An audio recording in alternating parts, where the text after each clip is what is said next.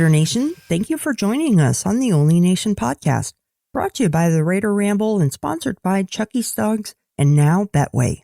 My name is Heidi, but you may know me as Kevlar Prom Dress or even Raider Ladybug.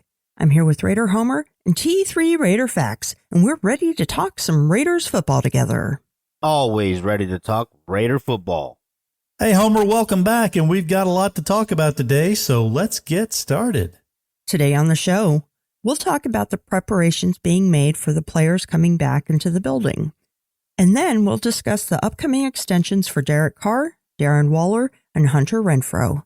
And we'll also take a sneak peek at the upcoming draft, which will be held in Las Vegas. Okay, Raider Nation, we've already given away a customized Raiders jersey, but there's more great stuff coming up. Here's how you can get in touch with us throughout the offseason.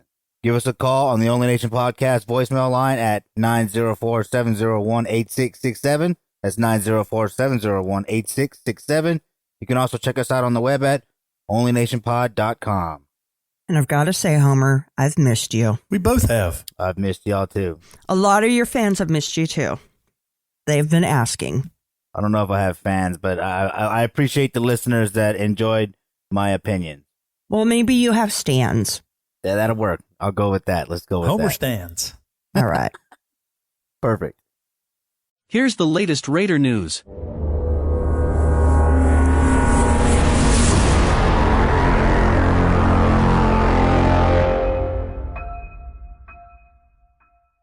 The Raiders added a backup quarterback to the roster, Nick Mullins. Yes, that Nick Mullins.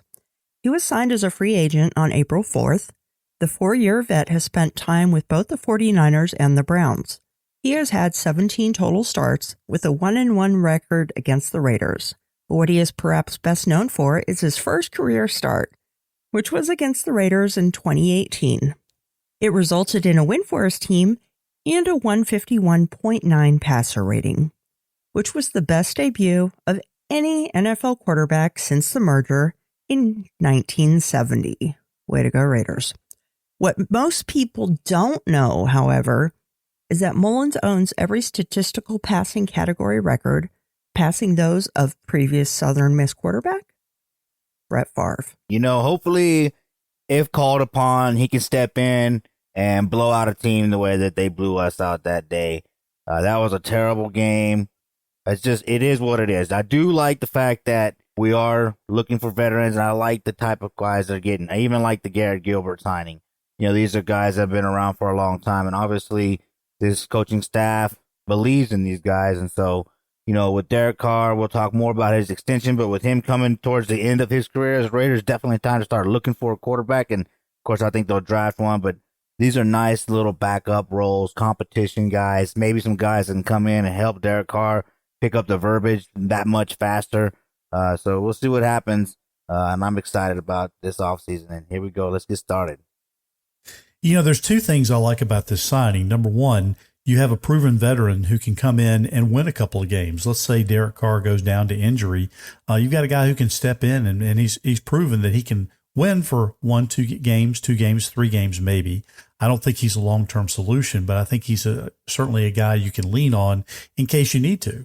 If Carr goes out for injury, even for a game or 2 games, it's not going to be, oh, woe is us, like it would have been if we had some of the other previous quarterbacks step in. Now, the other thing that I like, and of course, call me a Raider fan up one side and down the other, is now we don't have to worry about Nick Mullins coming in against us and doing what he's done previously, although he did not do that well against us when he played for the Browns, but he came close, and he was always a threat there. So he was always scary, but it's good to have him on this side of the fence. Yeah, I really like this signing. I thought he did a fantastic job back in 2018. That was Colton Miller's rookie year, and he went down early in the game, and the Raiders fell apart after that. And Mullins came in and picked us apart with surgical precision. And if you can do that once, you can do that again. So I like the idea that he is competing to be our backup, and that he's going to be coming a lot cheaper than Marcus Mariota, who I also really liked as our backup. But I'm pretty comfortable with Mullins. I'm pretty happy with this. I will comment that Mariota got a lot of money for the limited amount of time that he played. Yeah, I'm kind of glad that we're back to signing quarterbacks that are going to get backup quarterback pay. Amen to that. Yeah, not like the Saints. But you know what? It gave him a chance to get that job in Atlanta, and I wish him all the luck, except when he's playing us. Which he won't be this year because that would be a Super Bowl, and that's not going to happen. You're right, the Falcons aren't going to make it there. The other key signing since our last show was that of defensive tackle Jonathan Hankins, bringing back some much-needed experience to that front line. The 6'3", 340-pound defensive tackle was originally drafted by the New York Giants in the second round of the 2013 draft. He spent his first 4 seasons with the Giants, the last of which he worked with current Raiders defensive coordinator Patrick Graham. Since coming to the Raiders in 2018, Hankins has played in 61 games with 60 starts. Last year, he started 14 games and he recorded 38 tackles, 1 tackle for loss, and 1 pass defensed. Now, I will go on record, and last year, about around this time, I was saying I wasn't sure if Jonathan Hankins would make the team because he was getting a little bit older, and I was concerned because we had some other guys on 1-year contracts, and I just didn't know if Hankins was going to be the guy to be able to make it through the whole season healthy and to be able to stick with it. He proved himself, and I would happily admit that I was wrong. But now coming into this year, I think we really needed Hank. We really needed to sign him again to have that good veteran presence along the defensive line. Now we do need to bring in some younger guys, and we'll talk about that later. But again, I think this is a good signing, and the fact that he has previous experience with Patrick Graham, I think that's going to speak loads toward the development and the overall worth of this defensive line. I am glad that Hankins was in Patrick Graham's system. Hankins has been a very good player for us for a while now, a couple years already. And play that comes to mind is when he stuffed the Panthers. I think it was on 4th and 1. That type of leadership we definitely need on this defensive line because we talked about all these 1-year deals last year, so we kind of knew they were going to have to make some adjustments, but it's nice to have Jonathan Hankins come back and provide that stability we need on the defensive line. Yeah, I'm really glad to see him come back. You know, is he an all-pro talent? No. Does he have all-pro flashes every now and then? Yeah. You know, he has made some pretty big plays, and he provides really good leadership in the locker room. And he is a signing that, you know, I was pleasantly surprised. I wasn't sure that the Raiders were going to bring him back, but when they did, I kind of smiled. I was glad. Another thing is he is a big, beefy guy. And, of course, Patrick Graham's bringing in some really beefy guys to go along that front. We've brought in Nichols. We brought in Pico. We brought in several other guys, too. And this gets back to the old philosophy that they used to have of let's get guys in there in the middle who can clog up the line and then maybe get the pressure from the outside. So maybe this is going back to the old world philosophy of the Raiders. But let's see exactly how this whole scheme is put together. But I like what I'm seeing so far. Yeah, I'm looking forward to any kind of a defense that is not run by Paul Gunther. And I think Patrick Graham could do even better than Bradley did. Bradley had a decent year, but the defense still ranked 26th in certain areas and whatever. I don't know. I'm bad with stats right now. It's the off season. But there was definitely room for improvement. So I'm excited to see what Patrick Graham can bring to the team. All right, first things first, let's talk about the Derek Carr extension. What kind of money are we talking about, and how many years will it be? And I guess the question is, do you think we'll sign him to one now that Devontae Adams is there? All right, who wants to go with that first? Homer, you want that one? Of course, I'll go with this first. You know, if you ask me, yes, we should re-sign Derek Carr.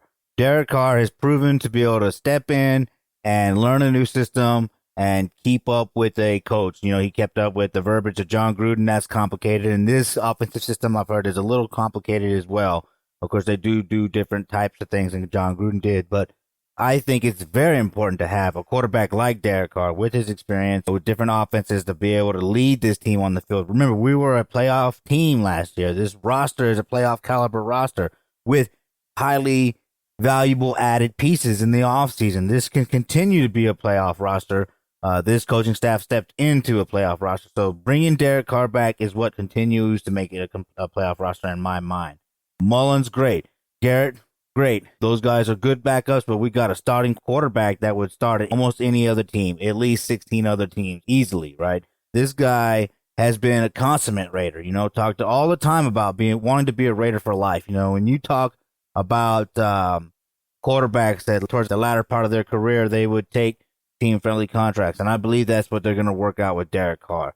I'm thinking, 3 to 5 years. I think Derek, he's pretty durable, right? He's only had like 4 or 5 injuries, and he's only missed like 2 or 3 games. I mean, the guy is durable. I think he could play another 5 years, especially if we start to win. So, yeah, sign him now. Hopefully he does the right thing and does a team-friendly thing because, he did want Davante Adams. We got Davante Adams. We just signed Max Crosby. We're going to be talking about signing Waller or re-signing Waller and re-signing Renfrow, which I think those guys are just as important. You talk about big three sometimes on teams. They're like, we got a big four. You know what I mean? We got the guys on offense and the guys on defense. This is an exciting part of the season. We're all undefeated right now on paper, and we're looking great. So, for me, yes, re-sign Derek Carr for 3 to 5 years. A team-friendly contract, maybe more valuable in incentives or guaranteed money. However they structure the cap to where, the money to where it doesn't really hit the cap as hard is what I think we need to do with Derek Carr. I know a lot of fans are still upset with Derek Carr. You even hear people on Raider Nation Radio talking about, well, this is it. This is it. They say that every year. But I remind you this. Derek Carr, again, 34th quarter comebacks, right? Or game-tying drives twice under 2 different regimes. He's taken us to the playoffs. Okay, yes, we haven't had the playoff win, but, that takes stability. You know what I mean? And it takes players like Carr coming back and Hankins coming back and Max Crosby coming back and the guys that we're going to be talking about in a little bit. So I believe that this stability is in Derek Carr when it comes to this Raiders team. He is the most stable thing that we have. So go ahead and re-sign him since he wants to be here, and let's see what happens. All right. I agree totally with that. I think that Carr is an automatic person that we would have to give an extension to because the reason Davante Adams came is because of him. Yes, Adams had always wanted to be a Raider, and so I think that was a big part of it. But the real part of it is the magic that he had with Derek Carr when they played together. They played together 2 years in college and had 38 touchdowns. That is a lot of touchdowns to have in 2 years. And I think it's just a no-brainer. Carr is staying. And I know that's going to make some fans in Raider Nation upset. But the fact is, you have forgotten what we had. There is a real long list of people after Rich Gannon who, how can I say, stunk it up? There was a few in there. There was Bruce Gradkowski and Carson Palmer. They did okay, but they had nothing on the career that Derek Carr has had so far. So since 2014, the Raiders have had a stable quarterback leading the team, and a lot of fans have forgotten about what those 12 years in between look like. So I embrace the extension. I think that he realistically could take that team-friendly deal. Without Adam signing, I could have easily seen him pushing for $35-40 million a year. But now I think it could be a little bit less, maybe around 30-ish. Which would be a bargain compared to a lot of quarterbacks out there nowadays. But I'm excited to see him lead the team. I think he is going to do great with this offense. If he doesn't, that's his own fault because this offense is on fire. All right, I'll just go right out on a limb and I'll say this. Before the season started and before we had Davante in the fold, I was firmly on the playing field of let's go ahead and sign Derek Carr to 2 years. Let's bring in for 2 years. Let's go ahead and commit to that. And then we'll bring in a young quarterback and we'll go ahead and groom that guy to take over.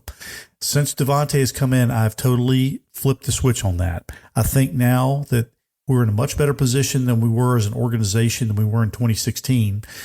Carr has gotten several receivers paid already, and he has proven that he is the corner piece of this team. And I think the Raiders at this point need to commit to that. So I'm saying right now that the Raiders need to go ahead and commit 4 years at $140 million. That's about $35 million a year, give or take. But again, that's gonna put him in the fold for the next 4 years. That's going to solidify that position. That's going to solidify the confidence level of receivers and other offensive weapons to come in to want to play for the Raiders. They already want to come to Las Vegas anyway, but that's going to just solidify that part. And again, $35 million, I think, is a bargain because Kirk Cousins just recently signed a one-year deal with the Vikings for $35 million, and I think the Raiders owe at least that much to Derek Carr. So I think if you could go ahead and commit now to a 4-year contract at about $35 million per, and again, you'd have to work out the cap details here and there, but I think that's a fair average, and I think that's still pretty friendly when you look at other quarterbacks on the market, because when Josh Allen's contract comes up with the Buffalo Bills, he's probably going to top out at somewhere close to $50 million a year. So $35 million a year for the next 4 years, I think is going to be a bargain when you look at the fact that Derek Carr is a proven leader and the fact that he really wants to be here and he makes everybody better around him. So I think it's a no-brainer. Before I thought 2 years, now I'm thinking 4. And I can't recall if I said years, but I agree with you at about 4 years. But if we could get him for $35 million a year, I think he's earned that. And I wouldn't put Kirk Cousins on any level above him at all. I think that Carr probably has a little bit more talent. But if Cousins is bringing in 35 without having Devontae Adams there and really being that magnet for him, Carr could definitely be justified for that much easily. Agreed. Agreed. All right, let's talk about Hunter Renfrow. Is there any rush in getting this deal done, and what do you think are the general projections?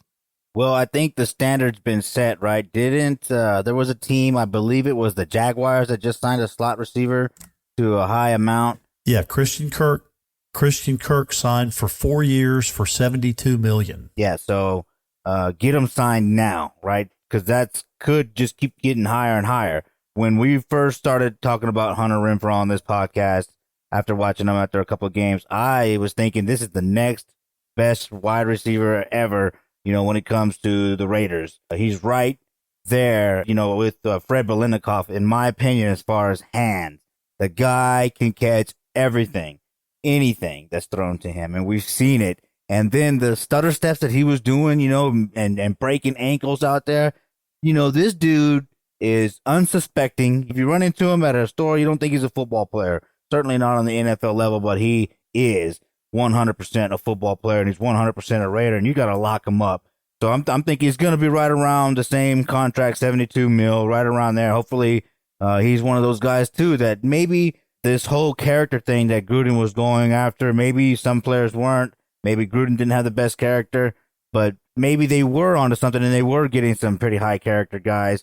And hopefully Hunter Renfrow is one of these guys that says, hey, I can take the maximum amount and, it just be about me, or I can take a good amount, a fair amount, and then help this team financially, help with, because we're going to talk about Waller here in a little bit. Hopefully he thinks about that as well.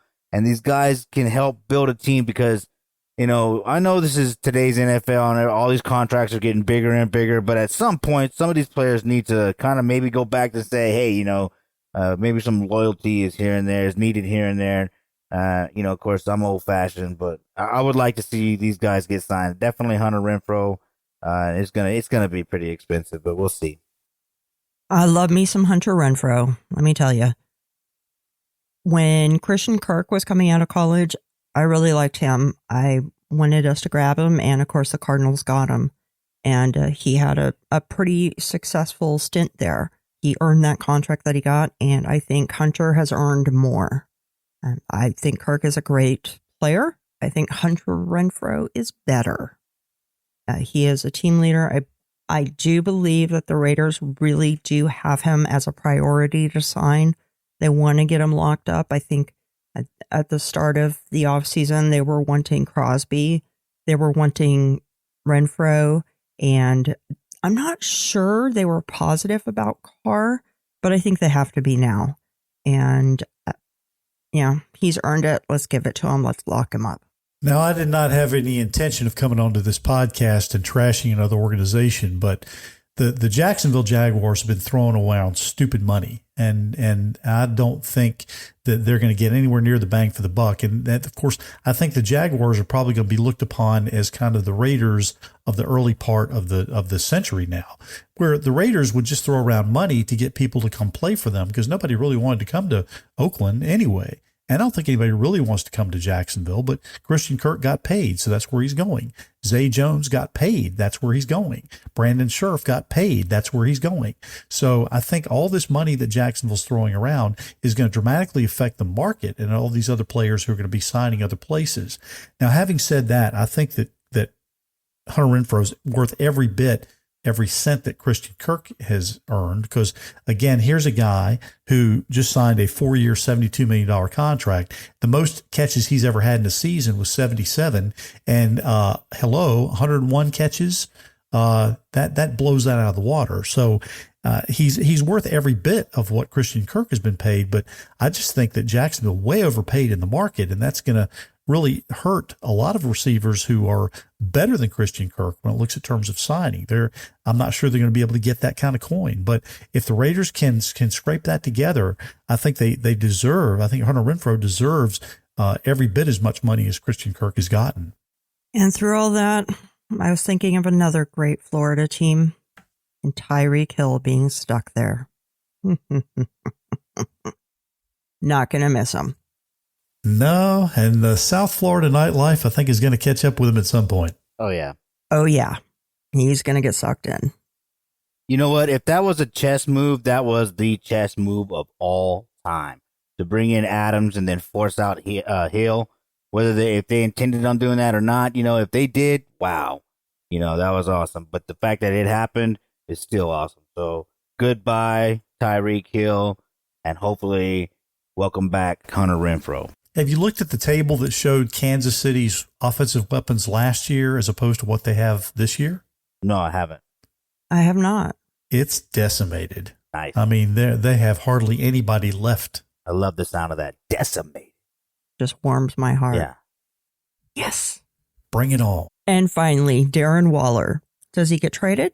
Does he get re-signed? Will he sit out unless something happens soon? What do we all think? My take on it is it's hard to say because Darren Waller does have a new management group. We did already give him an extension. I think a lot of people forget that. And he was playing at a near elite level then, and he's not getting elite level pay from that.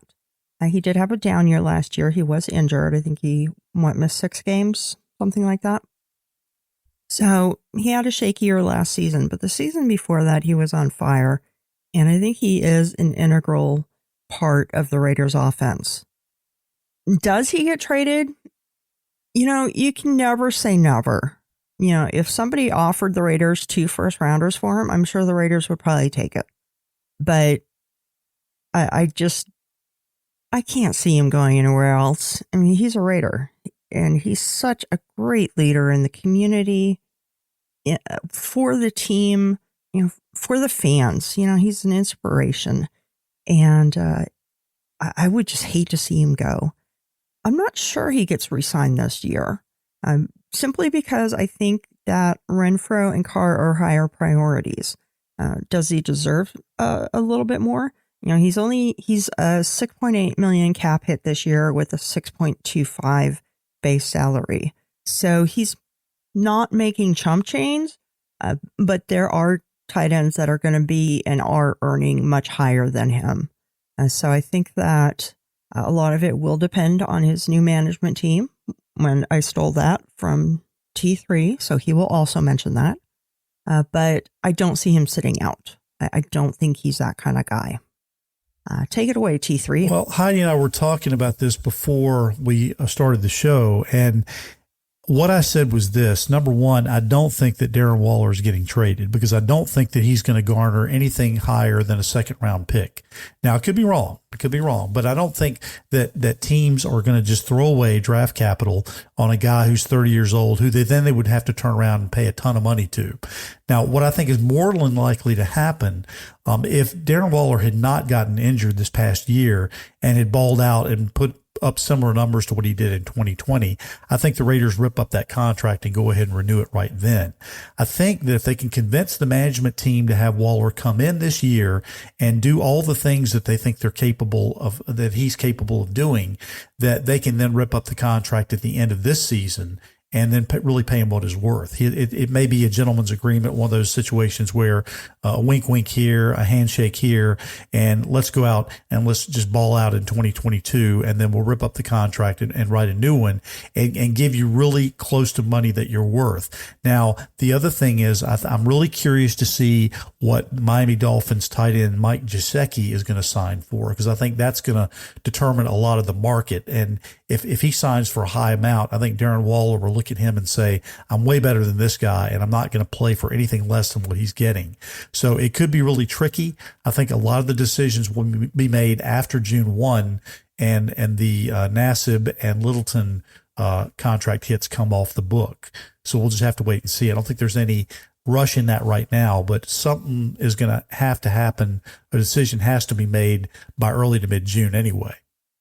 I mean, my first thought is, of course, yes, re-sign him. You don't want to lose this guy. Like I said, there were teams, sometimes you talk about the big three on these teams, but, we got a big 4, 5, 6. We need Darren Waller. Darren Waller doesn't have to come off the field if you go with a tight end package or all wide receiver package. Darren Waller can still stay on the field. He's really valuable to this team. Now, I think they'll be able to get it done, because correct me if I'm mistaken, T3, but I believe the cap is going to continue to rise now that things have kind of gotten back to normal, semi back to normal. I believe the salary cap is going back up, so there should be room to get these guys signed. Now, this new front office seems to be good. The Patriots always found ways to get things done. If not, they always got some value back for their players. So I have all the confidence in the world in this front office. But yes, he should be signed. He should be re-signed. He does deserve it, and he is worth it. Now, as far as getting traded, no, I'm with T3. Don't trade this guy. You're not going to get anything worthy of him back. His value is on the field. Now, it brings me to my opinion. If anybody gets traded to try to get back into the draft, the first couple of rounds of the draft this year, I believe it's going to be Josh Jacobs, because he's coming up on his contract extension. And while you got to remember, a lot of people are like, well, why did we take Jacobs when we took him? You can get a running backs, they're a dime a dozen is what they say now. So I believe if anybody gets traded, it's going to be Josh Jacobs, and then that should help free up room for Darren Waller and Hunter Renfrow, and depending on what happens with Carr's contract. All right, sounds good. And we're going to slip in a very popular segment that we don't always run. Homer, you got something to say?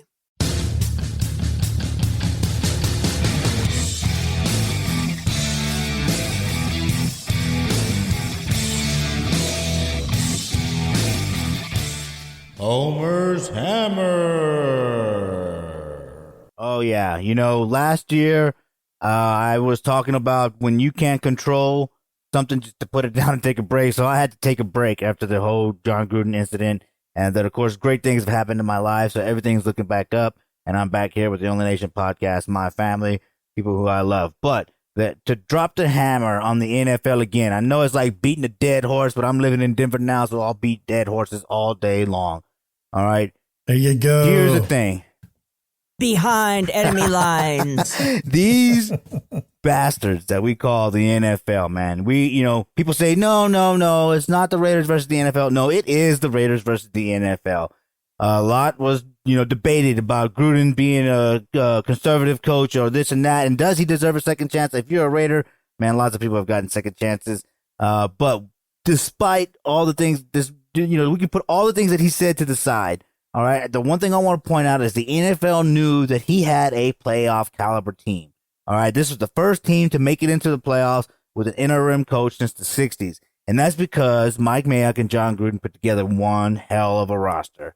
All right, the NFL saw it, and they screwed up our whole season. Who knows what we could have done, towards the end of that, in that playoff game versus Cincinnati. A lot of people might say, they might scoff at me and say, be sarcastic and say, no, he would have just called a conservative play, but no, I think in that playoff game versus Cincinnati at that last play, Gruden would have he would have opened up the playbook, and everything that he was trying to do that you were thinking was conservative would have came into play right then and there, because then everybody would have been anticipating him staying with his tendencies, and he would have pulled something out of his ass, and we'd have won that game. That's the type of coach that John Gruden was. He knew when to do what he needed to do to win, and sometimes he was just trying to get his team to play football. So what really upsets me is now that Daniel Snyder was taking money from, the NFL, now they want to come out and they want to release all this information. They want to, put his head on the chopping block after it killed our season. So don't ever come at me and say, no, it's not the NFL. You're just being a paranoid Raider fan. Win some games and then people will take y'all seriously. It's like, no, we can win these games if we quit getting screwed over by the NFL. Starts with Roger Goodell putting his nose in the middle of the Raiders' business and really taking a shot at them when he knew that there was a bunch more going on with the Washington Redskins.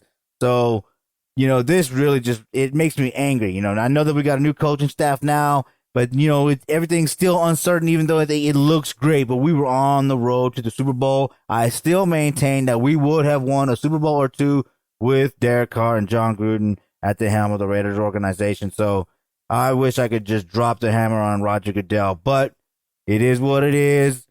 Onward, into the future. The greatness of the Raiders is in the future. So I'm going to keep on going into the future with the Raiders. And I know, T3, I'm going to pass the hammer over to you because I know that you have someone that you want to drop the hammer on. So take it away. Well, I'm going to save, I think I'm going to save the other person for next week, but I will just kind of harp on what you did. And we talked earlier in a previous show about Roger Goodell, and I'm going to just jump right back on that horse or donkey again. Beat it. and say that after all the things that have gone on with the Washington football team, you're telling me that out of the thousands of emails and complaints and allegations and everything, that the only thing that's come out of this whole thing is a head coach's inappropriate email from a team that's not even anywhere near the Washington football team. And you're telling me that that's the only collateral damage for everything that's gone on and all the allegations. I'm not buying that. I'm thinking that that's smoke. And I'm thinking that's Roger Goodell saying, okay, I need to protect something here. And somebody's got to take the fall. So what better organization to take the fall than the Raiders, the one who have been a thorn in the side of the NFL, going all the way back to 1966. So again, it's another opportunity for the NFL to take a shot at the Raiders, who, even though they need the Raiders to be successful in order to make it successful to their bottom line, they're all too quick to do whatever they can to chop them off at the knees. And again, nothing makes me more irate when you look at it and say, on the one hand, when the Raiders are good, the NFL benefits. But on the other hand, which team out of all the 32 teams is the easiest one to put up on the chopping block and take a shot at? Then it's the Raiders. Here. Mic drop. Ooh, we said that in unison. Just said the different things. We're back on track. And now it's time for another top 3 from T3.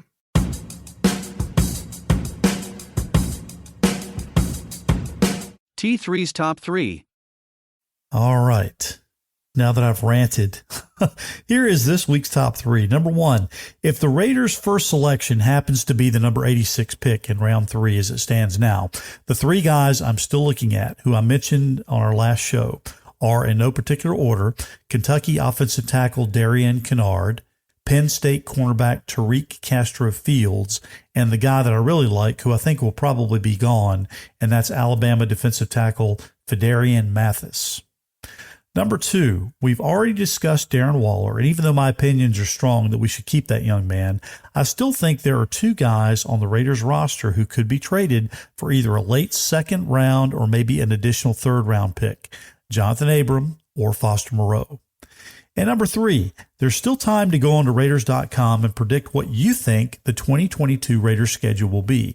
Now, I've already gone ahead and made my predictions, and while I won't go through everything, I will say this.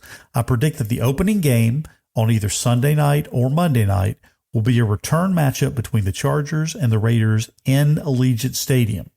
I'm also making the prediction that the Jacksonville Jaguars home game against the Raiders will be one of 3 games that will be played in London, England in 2022. Now, if the Arizona Cardinals game against the Raiders had been a home game for the Cardinals instead of being a home game for the Raiders, I could easily see that one being moved to Mexico City. Any way you slice it, the Raiders are a popular draw no matter where in the world the game happens to be played. And that, my friends, is this week's Top 3. P3, I think that even though the draft is right around the corner, it's still almost a little bit early to really even be guessing what slot we're going to be drafting in. It could change so quickly and so easily. I know the Raiders are interested in moving up, but I also know that the Raiders have talked about even moving back. It'll be interesting to see what they do come up with. I do think that we need to draft some players. We need that defensive tackle. We really do. And we need somebody on that right side of the offensive line. We need that offensive tackle. We've been searching for one. I don't want to dog on Leatherwood because he was just a little rookie player last year. Little, he's like 6'8". But, he was a young player. And he got thrown into a position that he'd never played before on the pro level, which is almost an impossible task. But, man, we need somebody there that's going to function and is going to be doing a good job. And he did pretty good as guard. I'm not sure about tackle for him. Leave him where he plays well. And I know that we've kicked around the idea of trading Abram or Moreau. I really like Moreau. I think he's been underutilized by the team. Abram, I am ready to pack his bags and see him off. I think that if we could get a late second or a third round pick for either one of them, for Abram or Moreau, that the Raiders should definitely go for that. And your predictions for the schedule, T3, I think are very realistic. The Raiders are going to be hyped this year. The Raiders always end up with some primetime games just because of the team being who they are. But being in the playoffs last year, I think, is really going to elevate them to that point where the NFL is going to want to showcase them. The NFL might hate them, but the NFL knows a good draw when they have it, and they are going to use it. So, what do you think, Homer? Well, I think that if, Heidi, you had talked about the right side of the offensive line. I think that's the most glaring hole on the team. So I feel like if they were to move up into, the first 2 rounds, they would do it there going after a tackle. Now, I haven't looked at, any of the players because, yeah, Heidi, you're right. It's way too early. Even though the draft is this month, still way too early to look at these guys. But I would think, yeah, tackle for sure. I'll check this guy out that you've recommended, but that's 3rd round material. So let's see what happens. Now, that's, of course, we're talking about them maybe trading Abram or Foster Moreau. I believe they would use Jacobs to move up into the 2nd round and then keep Abram and Moreau. I think Moreau has that Gronk physique style of play, and Abram is a hard hitter down in the box, and I believe that Patrick Graham likes to play 3 safety, so I could see Jonathan Abram still succeeding in his system, so I think he's safe for at least another year. And then, yeah, your schedule looks great, except I think that it'll be a Monday night game versus the Broncos at Allegiant Stadium. And then, of course, I'm hearing a lot of rumors about the Jacksonville Jaguars game being in London. I'm definitely looking forward to going to London if that happens. And then in the near future, when we do go back down to Mexico City, I'll make it to that too. But yeah, wouldn't it be great if we went, back out internationally? Because yes, this team has an international fan base that is dedicated and committed, and it's nice to see everybody. And I've never been to Mexico City. I've never been to London. And now in my lifetime, or, at this time of my life, I'm ready to travel. I've been to Mexico City, and it is absolutely humongous. It is, you can fly over it we flew into it and we flew for like 45 minutes from the outskirts to the airport to get there. Yeah. Obviously slower than, cruising altitude, but it's huge. It's quite a place. The only thing I was going to add about the schedule was that the NFL has to really look at the Jacksonville Jaguars and say, who can we put against them that's going to be a draw? Because the Jaguars are not going to be a draw, and nobody's going to want to go to London to see the Jaguars play the Texans or see the Jaguars play the Titans. Nobody's going to want to see that. And it won't be a draw on television either. So they got to do what they can to maximize the market, and the Raiders are that draw. Well, the Jaguars will be a draw in England. They are a popular team because they have played there so frequently. So they would have the European market, but you're right, because of the time schedule and because, they're the Jaguars, America might not be that interested in it. Throw in the Raiders and you've got yourself a winning combination. All right, give us a call at 904-701-8667. Leave a voicemail or text message at that number or send in a message via social media and we'll share your thoughts. What's going on with Raider Roots this week, T3? It was kind of a tearjerker. Okay, this week we are revisiting the year 1992. And as you mentioned, Heidi, it's a little bit of a tearjerker because I mentioned the episode is Al versus Marcus, and that's really all you need to know, which kind of puts ahead everything that was going on from the time that Marcus Allen became a part of the franchise. So it's a bittersweet episode, and I'm in the process of putting the finishing touches on 1993, which is scheduled for next week. All right, sounds good. Hey, Homer, did you know? T3 has a question for you. I hope so.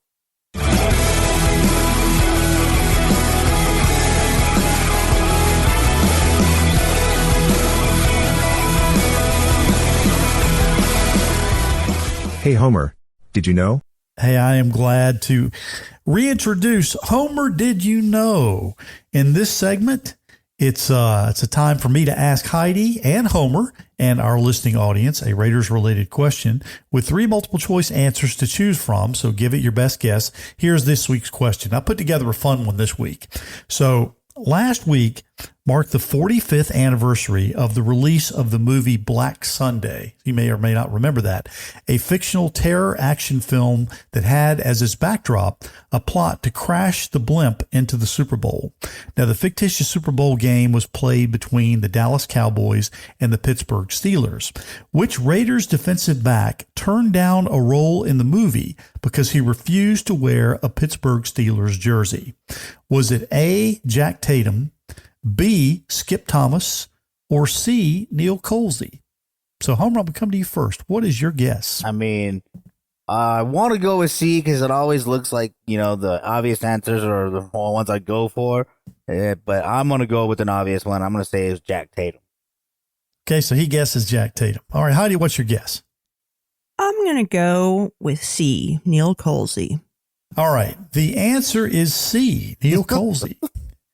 Colsey was brand new coming into the league, and they offered him a chance to come into the movie, but he was really up with the Raiders versus the Steelers tradition, and there was no way he was putting on a Pittsburgh Steelers jersey. So he turned down the role. Neil Colsey's the answer. C is this week's answer for Homer. Did you know? I have a confession. T3 gave me a hint. Well, C. Yeah, I knew it was C, but I was like, come on, that sounds like a Jack Tatum story. The hint that I gave her, I said, one of these things is not like the other. So if I'd given you that hint, you probably would have gotten it as well. Yeah, I'm being honest. I confess you did it. So there. But it still makes me feel good to be right. It's good to feel right. Good job. But Homer, you were thinking along the right lines, so I have to give you again an A+ for effort on that. Well, thank you. And now, Raider Nation, it's time for Heidi's Heroes.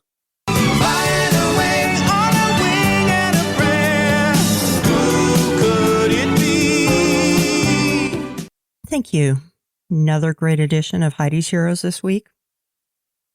A man is being hailed as a hero for rushing into a burning home and getting a couple and their dog out to safety. On Thursday, April 7th, Marcus May happened to be doing work in a Vanderbilt County Club neighborhood in Florida. He knew there was an elderly couple inside from routine visits to the area. May said that when he saw flames, instinct took over. "I just think anybody in that position would have done the same thing," said May. He's the Naples branch manager for Mainscape Landscaping. So if you're in Florida, look them up. When firefighters arrived, they knew that somebody saved the couple, but they didn't know who. May said he was working when he heard explosions at around 8 a.m. He looked up and saw the garage was beginning to be engulfed in flames. He got into the house through the back door. They were in there and just kind of disoriented. "We opened the door and got them out," May said. And still, they were just shocked, as you can imagine, and it took them a little while to get around the house. They were just kind of looking at everything and kind of thinking. I think kind of all the memories and heirlooms flashed before their eyes as they knew what was going on. Now, once he got them to safety, he went back to the house to save their dog. And now I don't know the dog's name. May is well known in the neighborhood for his work and now for his bravery. He's a person that you would know that he would go in and help someone regardless of the situation, said Colleen Volk, branch coordinator for Mainscape Landscape Maintenance Services. May said one other person helped him, but he's not sure who they are. An electrical problem caused the fire, where the flames quickly spread from the garage to the attic and eventually through the house. You saved 3 lives that day, and for that, Marcus May, you are this week's hero. And I'd also like to honor the unknown person who helped May. So whoever you are a hero too. And you can read more about that at winknews.com. This was an article written by Tiffany Rizzo, and I adapted it from that. Of course, anybody that saves animals has our heart. But again, heroes come in every shape, size, and form. And Heidi, I'm just glad that you were able to pull that one out this week, and it touched me deeply. Man, yeah, we do a lot, for animals here on this podcast and outside of this podcast, so it's always good to hear a story about animals being saved, and especially their elderly owners. That takes a lot of bravery to run into a burning house and to help people that you don't maybe know on a personal level, or risk your life to do this. Who knows what kind of life he had, but for him to risk his life and to be so selfless is definitely worthy of Heidi's hero. Yeah, when I saw it, I was like, this has to be him. It just has to. Oh, yeah. All right, everyone. And Homer, well, he's flaked on us again. No flag. But he did just move from Texas to Colorado, and everything is still packed up. So once we get settled, we really are going to give away a flag for Chucky's Thugs. Just hang tight. And that about does it for this week on the Only Nation podcast. If you'd like to help support the show, you can send a donation at paypal.me/onlynationpod. You can find me, Heidi Stabbert, on social media as @KevlarPromDress on Twitter and Instagram, or Heidi Stabbert on Facebook. You can also find me on YouTube on Captain Jack Rackham's channel every other Tuesday night. I join the GC wench Peggy Holmes and Ingrid Trask on the Captain and His Wenches show. All right, Raider Nation, you can find me by searching Raider Homer on any social media platform. You'll see me there. You can also go to Section 105 Media Network on YouTube and subscribe as I do my shows on that channel, as well as remote broadcasts. Please go to our sponsors' website, chuckysthugs.com. They got great merchandise over there, and they are great people. And I'd like to give a shout out to my beautiful wife, Raider Vanessa. What? Wife? You got married? Raider? Homer? Homer? Yes. I was waiting for you. I wonder if they're going to catch that. I mean, congratulations if you are, or even if you're heading that direction. Going really well. I mean, we are thrilled for you. But yeah, I was just like, whoa. Going really well. Really, really well. Yeah, Homer's been gone a long time, apparently. Well, okay. That explains a lot. That explains a lot. All right, take us home, T3. All right. Before I give my information on where you can find me, I do want to express condolences and expressions on our behalf of the Raider Nation family to former first-round draft pick Dwayne Haskins of the Washington football team, who recently lost his life this week tragically down in Florida. He was recently with the Pittsburgh Steelers organization, but certainly want to give condolences to all of his family, his fan base, and again, rest in peace, Dwayne Haskins. Now, having said that, Raider Nation, even though it's off season, keep up with us and we'll keep you up to date on all the Raiders' comings and goings. Send us your name and address so we can send you some free Raiders swag and podcast stickers. Call us and tell us what you want to know. Throw us an interesting nugget that we can use on one of our upcoming episodes and become a part of what we're doing right here. Remember, this is the only nation, and we want you to be a part of it. So call us at 904-701-8667. That's 904-701-8667. Call us now and join the Only Nation podcast family. Now, there are two easy ways to find me on social media. You can send me a tweet at T3_sports703, as several of you do, or you can hit me up on Facebook at Tom, THOM Jones. I want to also thank you all for your continued support of the Raider Roots podcast. This week, we'll be going back to the year 1992, and this was a tough one, as we mentioned earlier, which I simply entitled Al versus Marcus. And the week after that, we're going to visit the year 1993. Looking forward to it. Yeah. And just FYI for our listeners, right now that we're in the off season and our schedules are really flexible and varied, we will probably not have a show every week. But we'll definitely get a couple up each month for you. And of course, once the season starts, we'll go back to our regular schedule. So just FYI. And we will catch you up to date on all of Homer's off-season doings. That's right. Like a Raiderette novella. Do you know her ring size yet? 7. Boy, Okay. he pulled that one out quick. Yeah. Well, congratulations, you kids. Thank you. Nice. As always, we look forward to hearing from you. Until next time, everyone, go Raiders. Go Raiders. We are not just a nation. We are the only nation, and Raider Homer is back in the fold. Raiders.